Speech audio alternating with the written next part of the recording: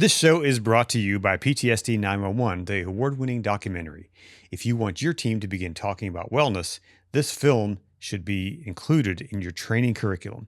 Order it today for your agency at ptsd911movie.com/toolkit or click on the link down below in the show notes.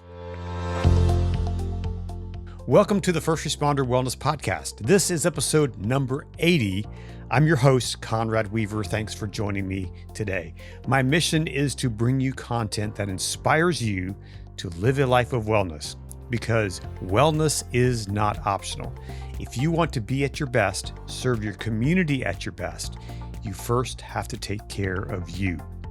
Well, today's guest is someone who certainly exemplifies taking care of themselves.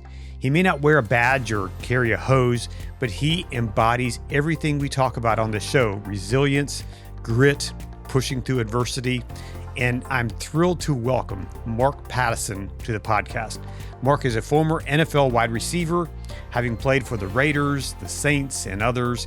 He was a standout player at the University of Washington under legendary coach Don James.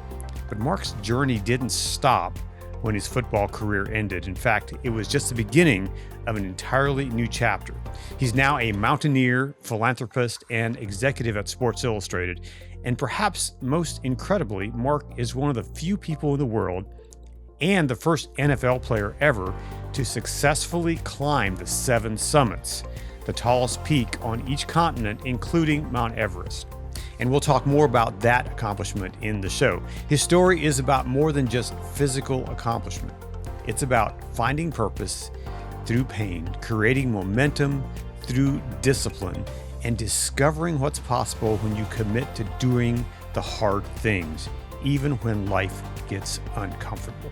Mark is also the author of an upcoming book called Finding Your Summit, and he was the subject of a documentary produced by NFL Films that won a Sports Emmy Award. Stay tuned for his inspiring story. Hey, if you enjoy this show, please like, subscribe, and share it with your tribe. Let's get more people inspired to live a life of wellness. Okay, let's dive into my conversation here with Mark Pattison. Well, Mark, welcome to the First Responder Wellness Podcast. Thanks for joining me today. Thank you. Appreciate you having me on. So my audience may say, well, why am I having a former NFL player and mountaineer adventure seeker on the podcast? Mark, you're not a first responder, are you? I am not a first responder, although I can first respond, said in a different way. Sure, absolutely. So I'll leave your bio and some things in the show notes so people can read up on that and learn more about you. Sure. But you do hard things, and all your life you've done hard things. You played in the NFL, which is hard to get into. I mean, just the best of the college players, which are the best of the high school players, you know. Yeah. So those are all hard things. And now, even in your later years, you choose to do hard things like climb mountains. Mm-hmm. Why? Gosh, that's a deep question, and we can unpeel that right one by one. But one of the things I'd like to say, and I think this is where a lot of people drop off, is that hard things are hard. If the hard things were easy, everybody would do it. And this is your line that you just said about a lot of your first responders. They're hardcore. They get out there, they do hard things. I can't imagine trying to go up a high-story firefighter type thing, hauling all kinds of stuff, and the amount of grit and determination it takes. And what I found, and this really set me up a long time ago with my coach, Don James. And so, and I'll dive into that for just one quick second, because I don't think that, for most people that they're just born, with this strong drive just to go do super hard things. That has to be learned. And then you have to apply the discipline, the daily discipline, to go out and do these things over and over and over and over and over again. And so when I was back in high school, I was playing football. I grew up in this great state of Washington. Football came really naturally to me. I was a good athlete, and I had my choice to go where I wanted to go. I really didn't work at it. And back in those days, it was a different time too, because there wasn't all this select sports stuff and cuckoo parent involvement, that it is today. Yeah. And so when I did end up going to the University of Washington, and by the way, just to put this in context for those who don't know who Don James is, because he's passed away now, a Hall of Fame coach, but who learned all his like madness was Saban. Nick Saban down in Alabama. Like he worked under Don James way back when, right? And so, he learned his system for discipline, for doing hard things, for consistency, understanding this whole thing that, type A people don't really jive well with type B or type C, just because one wants to pull back and the other one wants to go forward, and really trying to get the right alignment to have successful outcomes. And that's what a lot of this is. So when I first went to the University of Washington, I was the 6'1" or 2, 180-pound wide receiver, had always kind of had my way. And now I'm going against these big, strong, stud players that many of them went on to the NFL. And, it was just a big moment for me of like, I got to make a choice in life. Like, do I want to go and put in the work? And ultimately I did, and that's the choice I made, and it worked out for me. But, in this John Wooden pyramid of success, there's 25 different building blocks. And within that, it really teaches you, your way up on how that you try to become a master of each one of these different blocks. For me, becoming bigger and stronger and doing well in the classroom, to be eligible and learning the plays and doing all these things. And the very top is the championship, right? And it's really about competitive greatness.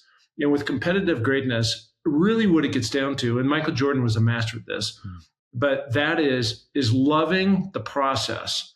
If you don't love the process, you will quit. And so going back to your original question, and then I'm going to shut up, is, when you start talking about, hard stuff, you will only attain longevity of doing hard things and accomplishing big things if you love that process, because your mind will get you through that pain that your body has to go through to actually do that task.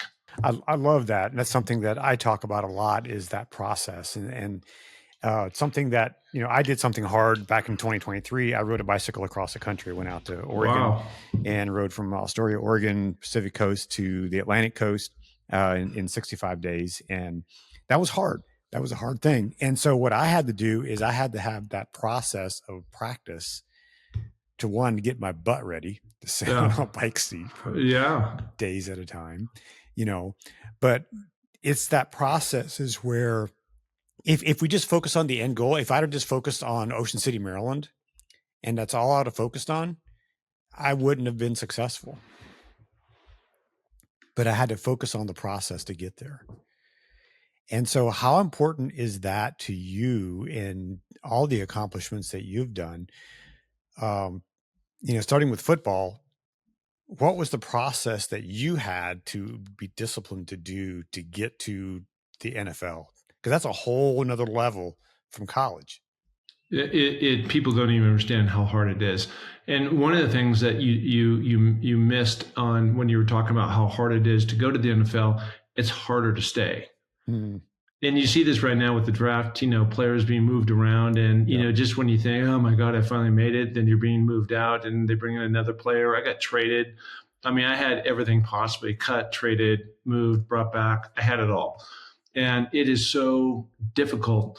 I've got this book coming out, and I'm only plugging that just because I've been working on it for the last year. That might be one of the hardest things, but it really gave me a moment in time to really reflect on that overall, accomplishment and goal, and how do you get there, and really hard things. And when I was I climbed Mount Everest. I did the 7 summits. And when I was at Camp 4, which is the highest camp before you're going to go to the top at 26,500 feet. That's in the death zone, right? That's in the death zone. And what you want to be at your peak, and many times I've been in this zone in football games and climbing other mountains and other things I've done, which you want to be at your best when your best is required. And that comes from doing all the discipline, all the day-to-day work that you've been leading up to, like when you're talking about, crossing in America and all the training that you had to do and sit in that seat and go out and do all these practice training runs that you did in Oregon. That is just that you got to put your mind to, like, if you're going to go as far, you got to get your legs and your body set up to do something like that. And I was I was at my worst when my best was required. And so asking or like re-saying, like, how do you keep going and doing, there's something that as I was in that moment and I was just digging for anything, it's the hardest thing I've ever done for those 24 hours. I almost died. And I just kept talking about 10 more steps, 10 more steps. And that's really trying to really chunk it down. And what do I just need today to affect tomorrow? And by just getting to 10 steps over by that rock, and then if I can go another 10 steps over to the next, fixed rope that's in that I reclip into, and things like that, help me just keep replaying that movie. And, it's a grind, but that's how you ultimately, you wake up one day and you go, oh my God, we're in the Rose Bowl. How do we get here? Right? We're in a playoff game. You're standing on top of Mount Everest. I'm standing on all these other summits. And I look back at it now, it seems like a blur, but at the moment in time, when you're breaking it down like you did when you rode across, it seems like a long time with all the training that you need to go through. Yeah. I want to pull on a thread that you said, I had to be at my very best when it counted. Yeah. And I think so many times in the first responder world, when it comes to mental health and wellness, it's kind of on the back burner, but it's the thing that affects them the most because they go into a scene. It's a traumatic scene. It's maybe a death. It's maybe if they're a cop, it's a shooting, something that affects them viscerally. And if they're not at their very best, they're going to carry that for a long time, and it's going to affect their life. So how do you plan for those moments that are excruciatingly hard, like up in the death zone on Everest? And I've studied Everest, and I've read and watched more movies, and I care to talk about Everest because it's always been on my bucket list. It's not anymore, but it always has been in the past. So how do you get to prepare for those very hard moments? In all these things, like you're talking about going back and I played for the Saints for a period of time and the Raiders for a period of time, and playing against the 49ers and going against Ronnie Lott and getting your head drilled into the ground. I was knocked out for 3 minutes, hauled off. I mean, like out, going up and doing these crazy mountains, being in the death zone, all these different things that are really difficult. And I keep saying, and I'll give you an example of this, is what I try to do is put myself in the best position, preparation meets opportunity, as they say. And I'll give you an example of that. So probably half my life was in Seattle and half my life is in Southern California for a variety of different reasons. And about, 5 years ago or so, I moved to Sun Valley, Idaho. Okay. Now, there's a couple of different reasons why I felt I needed to do that. But one of them was as I was ascending, so to speak, in these mountains, and I was going from Kilimanjaro to the mountain in, Russia and these other places around the world to climb and accomplish the 7 highest summits on each continent. I knew that the ultimate destination was Mount Everest, right? That's the finish line. That's the championship. And so I wanted to put myself in the position where I was training at altitude, knowing that at some point in time, this might come in handy, which it did. And so we're at 6,000 feet.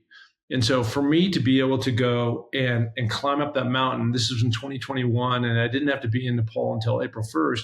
And so in that January, February, March of that year, I climbed up on skis, go up, you put this little adhesive strip on, it's called skinning. And I skin to the top of our mountain here, which is down the street from me in Sun Valley. And I did that 150,000 feet, vertical feet, which is a boatload of times of going up and this is all being done at 6 a.m. with a headlamp, right? So it's not fun to always get up at 5:30 and it's cold and get out there and snowy and everything else. But I knew that would put me in the best position to potentially win. And, when I was coming off, and I'll give you another example of this, when I was coming off of, so now this is going back to Camp 4 again, and I get up there, and the 3 days before that, we'd been 3 days in a cyclone at Camp 3, which are on a 45-degree slope. We were in a slight cyclone, and so we couldn't move, we couldn't do anything, we couldn't go anywhere, and, we're eating this freeze-dried food, which is awful, right? And my body was rejecting it. So I didn't have much energy. So I get to the top, and on the way up, kind of getting on my tent that morning, I ended up being snowblind. And that was obviously something, heavy duty to deal with and contend with. And then I got up at the top and I was coming back down. I ran out of oxygen and my Sherpa was 300 yards below me. So I had no O's, right? Wow. And then I ended up I ran out of O's again later that night. And so I spent the whole night at 26.5 with no O's, right? Wow. And so it's miraculous, really, that I'm sitting here. But I think part of that is because I pushed myself so hard that I allowed a little wiggle room in there for that. If things were going to go sideways, I would at least be in the best position to handle it. Now, I didn't know I'd be snowblind and no O's and all those things, but as it turned out, I survived it and I made it. And it was difficult, but I think putting myself in those positions helped, for a successful outcome at the end of the day. Something you kind of glossed over or kind of earlier was you did the 7 summits. So for the uninitiated, who those aren't in the mountaineering world, what are the 7 summits?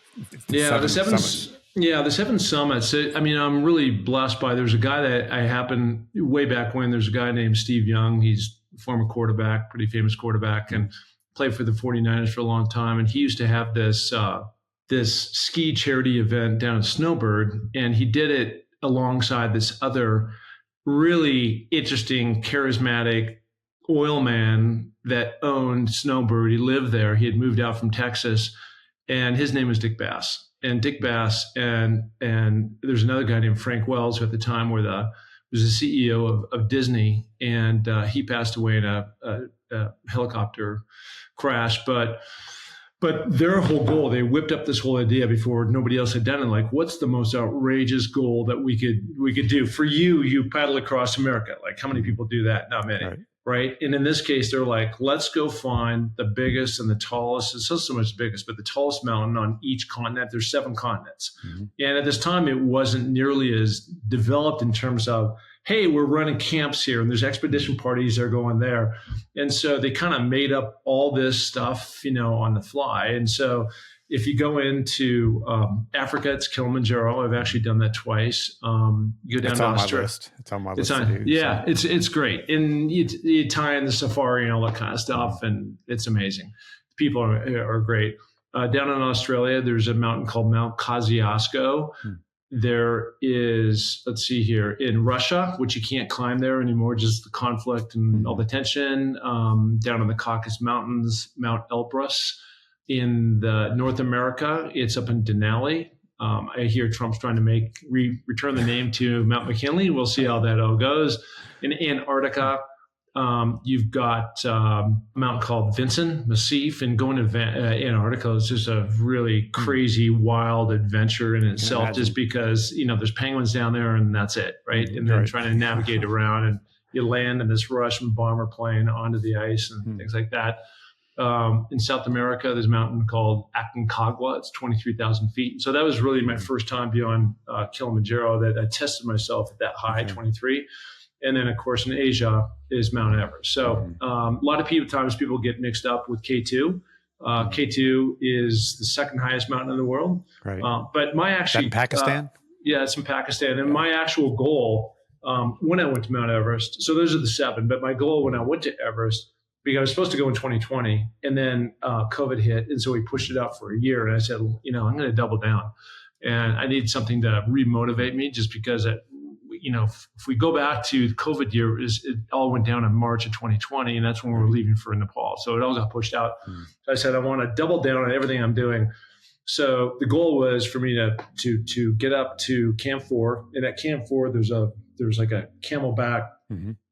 Saddle right there, and going up one side is Everest, and going up the other side is Lhotse, which is the 4th highest mountain in the world. And coming down, and I was such a flipping mess, on the verge of 10 toes on the ledge, ready to die, and doing everything I could just to get back to my tent. And then after all said and done, running out of O's, and spent the entire night with, breathing just the air, the lack of in the death zone, that I was in no shape to go climb Lhotse. So I failed at doing that, but I succeeded at Mount Everest. Wow.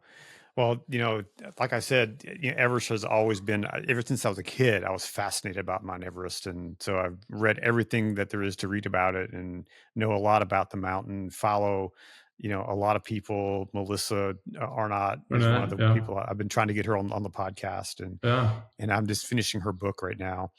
that she wrote. And so for those who aren't as versed on Mount Everest, what's the process of climbing a mountain like that? It's a really good question, because a lot of these mountains that I'm talking about, and Denali is probably the closest to it. It's just a shorter, colder, bit crazy, insanely difficult, because you're hauling 137 pounds up on your back, because there's no Sherpas or porters or yaks or things like that. But Mount Everest is a whole different beast, man. And that's one of the things that, if nothing else, what it takes out people is just the mental toughness. And this gets back to your original question about, the mental toughness of some of these different first responders, of what they have to do and what they have to go through to sustain when there's, for example, those insane fires in the Palisades in California, and what we're seeing right now in New Jersey, right? Yep. And it's just day after day after day. It's a grind. And so you got to get in the right mindset, to do that. But when you go to Mount Everest, it's a 2-month thing, right? And sleeping at 17,500 feet, which is base camp, and eating shit food every night, and sleeping on, rocks and ice, and going up through the Kumba. And what you have to do is you have to do a number of these rotations, right? And so rotation means you go up through the Kumba icefall, which is insane in itself, just because it's like a moving glacier with all these big chunks, right? Well, the chunks are like 3 stories. Right. It's not like a little snowball. Yeah, I mean, they're gigantic. Like house-sized. They're house-sized, yeah. And they come crashing down. And I had avalanches come through, I thought I was gone. And, you're going across ladders, that gigantic crevasses. I actually fell backwards into a crevasse on my head. It was a miracle that I didn't end my trip there. But, you have to go up. First time you go up to Camp 1, and then you go to second time all the way up to Camp 2, and then on to 3, and then come back down. So you do these things 3 times. And that's to acclimate to the altitude, right? Yeah. And, even though I went over there, and I'm talking about, but the first rotation I went in, I got up to Camp 2. You stop at Camp 1, and that's really just a pit stop. And then you make your way up to Camp 2, which is a little bit more established. That's at 21,500 feet. And I was definitely punky and feeling, that altitude sickness that some people that come here to some valley and you haven't been at altitude. I knew what it was. It wasn't a big deal. I wasn't throwing up or anything, but it was just, I had to go through it. Right. And then as soon as we started back down 2 days later, I felt great. And so, but next time I went back up, I felt awesome. So I just needed to get through that. Right. And I actually surprisingly felt pretty good, with the exception of not eating. I felt pretty good up in the death zone at 26.5. But, it is that test of endurance of you got to have the right mindset. There are so many people up there that just give up, one, because it's super hard. It's scary. There's a lot of things that happen, but just, you start missing your family, and you start missing, having a good meal and sleeping in your bed and having a shower and all these, the toilets and all that kind of stuff, the things that you take for granted because that's the society that we live in, all go out the window when you're going to go. And so you really have to stay in the moment and focus on the task at hand, and don't lose sight of the end goal. Mm-hmm. It's a lot like some of these. Well, I know Michael Jordan was famous for this, just that focus he had before a game. Yeah. And just focusing and staying in that moment and not losing that, because that's when the distractions happen and the difficulties happen. I know in riding a bicycle across the country, I had to stay focused and on the end goal. I had to stay focused on the mission that we were wanting to do. If I would have, focused on the negative things, because our life moves in the direction of our strongest thoughts. And so if I focus on the negative, then that's where I end up. I say it's slightly different. Where your focus goes, your energy always follows. And we're saying the same thing, and you're absolutely right. And this is the thing about that, is that I can't tell you on all these other mountains too. So let's just go back to so this took me roughly 10 years, because on Denali, for example, we got caught in a minus 90 degree storm. Wow. I mean, it was insane for a week, right? And so we had to go all the way back down 217, all the way back up. But I've been through this now a few times, and usually on almost all of them, something happens where we got to pull somebody down. People have died a couple times on us, things like that. But as it relates to staying in the moment and focus, there's been numerous times where people have given up right when they get down the 10-yard line, right? Mm-hmm. And they just like, I can't take this anymore. And you just somehow or another, you can have those emotions and you can go through that. And that certainly happened at Everest for all of us, but you have to have somebody also there to like slap and put you back. And just like, you just got to get through that moment, because like 24 or 48 hours later, we've summited, we've come off the mountain, and we're sitting in the bar down in the village somewhere else, having a beer, saying, that was awesome, we made it. And that goes back to the first thing I said about hard things are hard. And you said it more or less too. And that's where you got to figure out a way how you are going to mentally get over that. And I think when you physically push, you do it with daily discipline, like I do every single day. I train twice a day, 3 hours a day, once in the morning, once in the afternoon. I go up, and a lot of times I don't feel like I actually want to do that like yesterday, but I still go do that. That prepares you for that statement, hard things are hard, and it helps you keep going and taking those 10 more steps. Mm-hmm. Something I was thinking about this yesterday morning when I get up, and my wife and I get up together at 5 every morning and go over to the gym and work out. And it's hard. And so my comments, and I have a little TikTok channel that I'm growing and put little pithy things on there. And I said, if you struggle with doing hard things, just do the hard thing. Do it once. Just do it once. Then you've done it. Now do it again. And so for me, getting up at 5 was a big challenge, but once I did it once, now I'm actually waking up like 10 minutes to 5 and jumping out of bed even before the alarm goes off. Yeah. You just learn that, and you learn to. So how can someone with maybe a different mindset, how can they train themselves to be in that place? Well, look, you see this. I mean, I could go on and on about this, but you see this like a lot of times with weight loss or something. Like, oh, I know I shouldn't, wouldn't. And you go through all that thing, and then they do, right? And so, if it doesn't come within, and you have your mind squarely on the end goal, it's really hard to make that happen, because one morning you get up and the next minute you don't. And then, habits like what you've done, you've formed a habit of getting up. And my guess is that part of that has a lot to do with the night before, right? So you've set your shoes next to the bed, you have a time, you set your alarm, you've put your mind that this is what I'm going to do, and off you go, right? Yep. And when you start going, well, and I got to tell you, for me, it's come at the sacrifice of a lot of things, and I like having a good time as much as anybody, but leaving the party early, not drinking much, making sure that I'm in a position where I can get up and go do that. And so the victory happens the night before, because I've set my mind that this is going to happen. I have everything laid out. I have my water bottle filled. It's in the refrigerator. Like, it's all the preparation to then make that happen. So even when I travel, whatever time zone I'm in, like what you were just talking about, you get up at 5 and go do, even if I'm in mountain time, but I'll be in New York here. I was just on the East Coast on a business trip. I just reset whatever time zone. I'm still getting up at the exact same time I get up here, but now it's 2 hours early, and you got to get that mind around like what you want that outcome to be, because that's going to help you on whatever physical endeavor you're trying to do. I think it helps me out too on the work front too. Just like, how you do something is how you do everything. Mm-hmm. So how does doing the hard things that you've done, climbing the 7 summits, all those things, so how does that play out and impact the rest of your life, like your work and the other things that you're involved in, your relationships, things like that? Yeah, I mean, I think it's just, you said this, it's a huge mindset on the way things go. So I am an executive for Sports Illustrated, and when I came aboard 8 years ago, Sports Illustrated was number 17 amongst the digital properties out there. So our competitor is ESPN, Fox Sports, big brands like that.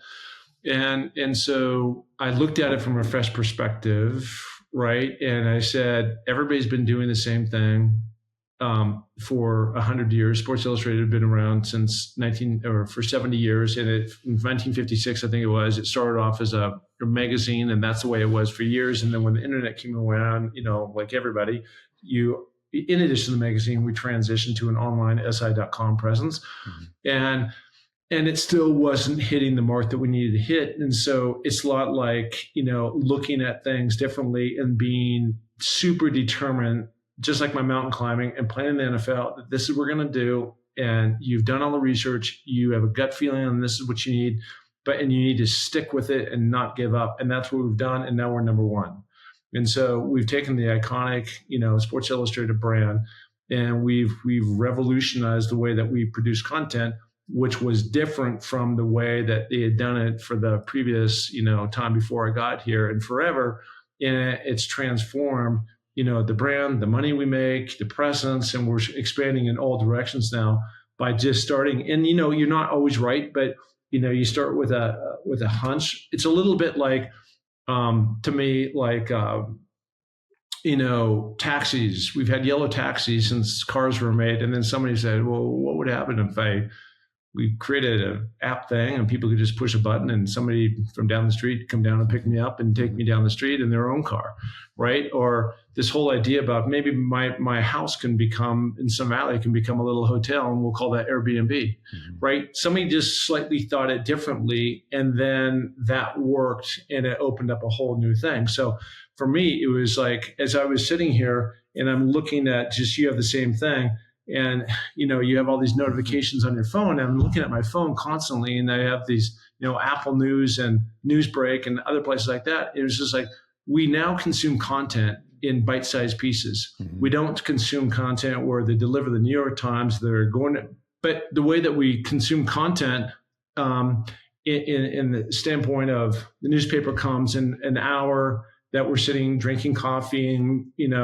there's new world news, and there's local news, and there's weather, and there's sports, and there's, want ads. And like, we don't look at that anymore. It's just boom, boom, boom, boom, boom. So why wouldn't we consume content like that for ourselves for Sports Illustrated, even though we still continue to write big, long pieces, but we've started a new branch, and it's just these who, what, where, when, how, boom, 500 words later, you're out and on to the next story. Mm-hmm. And that's what's really resonated with the marketplace. And so for us, not giving up on that idea, staying true to it, daily discipline. If people aren't doing it and they can't keep up, you move on, you find somebody else, and that's what we did. Yeah. And that is something we talk about a lot with the first responders that I engage with, is that sometimes an agency doesn't provide the services that they need to be in a healthy place. And so it comes down to, you're still responsible for yourself. You're still responsible to take care of you, to bring your very best. Just as when you walked onto the football field at the Saints, you were responsible for your physical condition, right? Even though you had coaches and other people that were helping you, guiding you with that, you were still ultimately responsible for that. Yeah, that's the way it goes. I mean, and you have to show up and you have to do your part. And that's what the whole thing. And I really love about, in mountaineering too, certainly with football and at Sports Illustrated, it's definitely, you get into a mode where it's individual first, in terms of you gotta be at your best. I wasn't my best when I first showed up at the University of Washington. I was, undersized and under everything else. But ultimately, I grew into what the team concept was, that we could actually ascend to the top, which we did. We were number one probably half the time I was playing at the University of Washington, and then ultimately going to the Raiders and seeing how they do it. And it was different, but it was that element of teamwork. And first responders, there's no question. I can't imagine, whether you're a police officer or a firefighter or these other range of amazing individuals that are out there helping out, like the word team. But you got to make sure that if you're fighting these fires and you're doing these other things that are required, that you can make it through whatever is being required, because it's a grind, it's physically demanding. And I mean, again, I'm not one, so I don't know, but I can just only imagine what that mindset you have to make that work. Mm-hmm.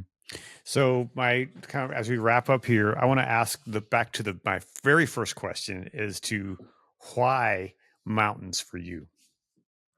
I'll tell you something, and I think a lot of people have been. It's a really good question. Thank you for asking. And I think everybody. So let's go back to this book that's coming out. Right? It's called Finding Your Summit, and so I think it's very metaphorical around what that is. And there's a whole thing. The first chapter is about I'm standing on top of Mount Everest. I'm blind in one eye. I've run out of oxygen. I haven't eaten in 3 days. My Sherpa takes off. What do you do? I'm literally the last guy standing up there. But answering that question, the hurdles and the ups and downs, the peaks and valleys of life that we all go through in whatever, your life, I would have never imagined this, but after 24 years of marriage, my now ex didn't want to be married anymore. Right. And so, after a couple of years and, we had daughters and very close to them, like, how is that all going to play? And so I was in this pity party, that I was having with myself, just like, I'm stuck. I don't know what to do. I don't know what to go forward. Like, how do I get out of this? How is this all going to work? Blah, blah, blah. All the questions that many people ask when they're in a situation they don't like. And ultimately, one day it just hit me. It was just like, I need to do something athletically great. So let's go back to another thing you said about the energy focus, right? Where your focus goes, your energy follows. And my focus is on, how do I get out of this? I'm stuck. And I switched that mentality to, what am I going to do about it? And that's really where things and magic started to happen.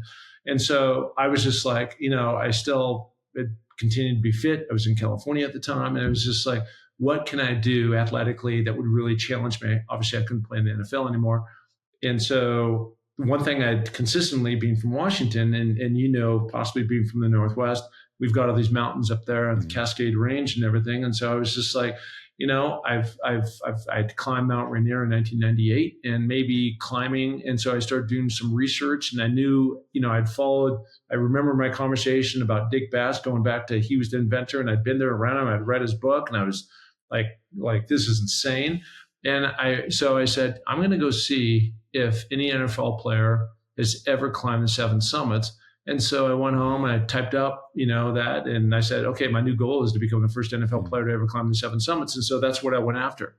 And so that put me on my path, and all this magic has happened since, right? From ultimately I successfully, got divorced, and that's kind of a dual negative, but I'm on great terms with my ex now. It's all good. I moved to Sun Valley. That's been nothing but a win. I started climbing all these crazy mountains. Within these last 10 years, I took over Sports Illustrated in terms of running a certain division of that. We've elevated our sales, like I said, to number one. And then in 2021, after being pushed out, because of COVID on my Everest climb, and I was, off to go do this, I get a call from the NFL, and they say, "Hey, Mark, we'd like to come over and do a documentary, NFL Films." I'm like, "Of course." So come on over. And as it all turned out, I end up winning a Best Picture, that's awesome. Emmy award. I'm not a filmmaker, but somehow or another that all happened. So it's amazing when you think like the world's coming to an end, and you ask, like, how'd you get in the 7 summits? And it was because out of despair, I turned that into an opportunity. And through that opportunity, I came up with this whole thing, and then again, stuck to it. I became mentally strong. I redirected my life. I moved to Sun Valley, and there's ching, ching, ching, ching. All these other things happened to fall in place. And it's been the best thing that's ever happened to me in my life. Wow. So in a way, out of that pain, that painful experience of a divorce comes all of this. Yeah. That's happiness. Amazing. Yeah. Yeah. That's a really amazing story. So, this has been an amazing conversation. So when does the book come out? Great question. Final edits. I mean, we're down to the 1 yard line, and I think it should be ready to go here this week, maybe tomorrow, and then we'll send it to press. And so this could be happening in the next 2 weeks. And one thing I'm like, in all the, like, whenever you go to do this, just like when I came in with Sports Illustrated, I'm being told with the book side of it, you got to be in for sort of the long haul of these things. I'd certainly love to send you a copy when it comes out, but there's a guy named John Gordon. He's become a pretty famous guy. I know him from my past, but he wrote this book called The Happiness Bus. And it took 5 years to become a bestseller. And so I just, patience is the name of the game here on trying to like see how you market it and see, what the feedback is. So, right, is this good or bad or whatever? It's my life, so I don't know. I mean, people resonate with it, but it does go into all these different mountains and the intensity and the training and the people that, I tended with who are no longer here and all these things. So it kind of covers a lot of stuff. Awesome. Well, this has been a great conversation, and I would love just to have a longer conversation about Everest and all those kind of adventures. And, but so I guess this episode will come out in a couple of weeks, so it may coincide with whenever your book comes out. So we'll be sure to link to that and push people to that. Anything that you would like to say to the first responders who are listening, who are facing challenges, what would you say to them? Well, first of all, anybody can always reach out to me. I have a website, markpattisonnfl.com, Mark Pattison NFL. So it's pretty simple. And you can always reach out to me, and I'm always happy to, talk with people and respond. I'm pretty good at that. But I think hard times, usually they come, you find your way through that, but they don't stay. And they come and they go, and they come and they go. And if you don't move, action creates reaction.